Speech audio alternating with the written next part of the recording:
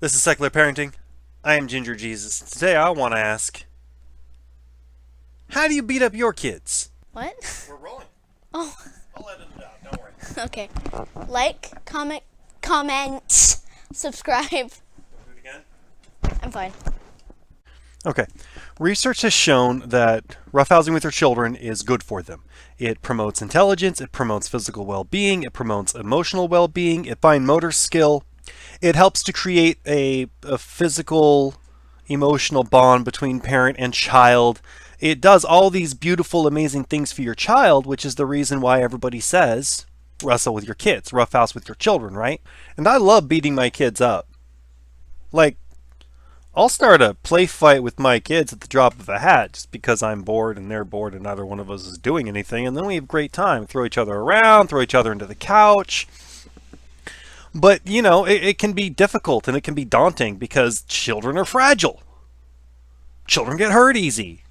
And if you hit them too hard, they're going to cry. Aren't careful with your own strength, you can severely damage your child. So, of course, it can be hard and daunting and scary. And you know what?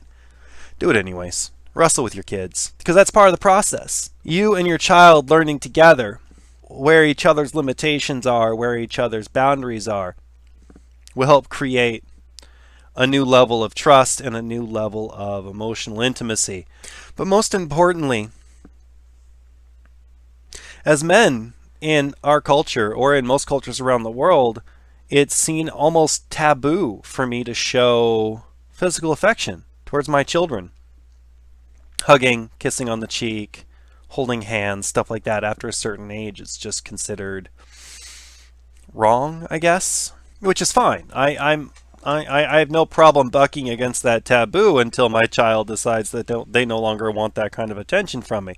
But if because I've maintained roughhousing and wrestling with my children as they grow up, I still have a chance to show them that kind of physical affection. My middle child won't hug me. She's never wanted to. She's my stepchild. I've known her since she was 9 months old. She's never hugged me. She's never given me any kind of physical affection. I know she likes me. I know she respects me as a person and she respects me as a parent, but she's not a very physically affectionate person. But you know what she will do? She'll wrestle at the drop of a hat. It's some beautiful stuff. A buddy of mine does Brazilian Jiu-Jitsu and I do Tai Chi. My wife does Krav Maga and she boxes. So, I mean, my kids can wrestle. They know how to throw punches. They know how to take a fall. They know how to fall with you. And these are things we've trained them to do. They have no idea that they've been learning these martial arts styles because we've never told them that they're learning martial arts styles. All we do is we use these techniques and styles gently and carefully with our children, and they emulate them. The oldest child, we've informed she's been learning martial arts for a while, and she's like, and that's fine. I don't care, right? We just had fun while she grew up, and we got to wrestle and have fun, and she's a more confident person now, which apparently the research says helped. Yay! Wrestle with your kids. Anybody who watches this channel knows that I value emotional intelligence more than any other kind. Emotional intelligence is probably one of the most important things for a person to learn. Early in life, late in life, I don't care when, where, or how, emotional intelligence is important. And roughhousing with your child is very important to teaching that emotional intelligence. It allows them to get riled up. It gets the energy up. They can take a look at their negative emotions. They can take a look at their fear and their anger and all those things they're not allowed to express because if they do, society tells them to stop.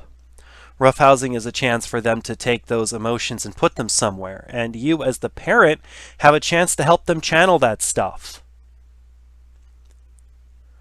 Knowing when to stop roughhousing so your child can look at something that they just realized while they're roughhousing is a great step that can happen much later in the process when their emotional intelligence at a certain level.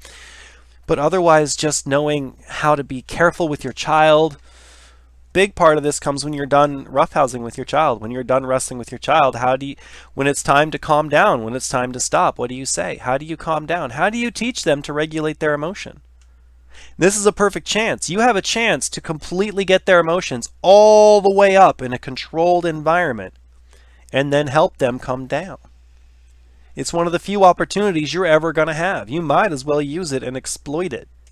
Research it. Read up on child development. Figure out where they are in their emotional needs. Realize while you're roughhousing with them that you are going to have to probably figure that out. Or not. Just roughhouse with your kid. They don't care. It's play. Play. Play with your child. That's it. I'm Ginger Jesus. This is Secular Parenting. Thank you very much. Be good to yourselves out there.